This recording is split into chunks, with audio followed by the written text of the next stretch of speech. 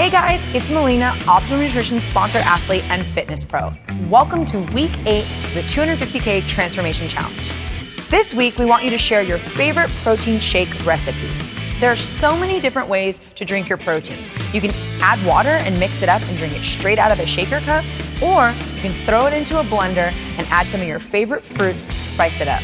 I like to add a little bit of cinnamon sometimes, or maybe even some coconut extract to give it some extra flavor. There's so many different flavors of protein and the possibilities are endless. We want to hear your favorite shake recipe. Share with us on social media. Use the hashtag 250K Challenge and don't forget to tag Optimum Nutrition and Bodybuilding.com.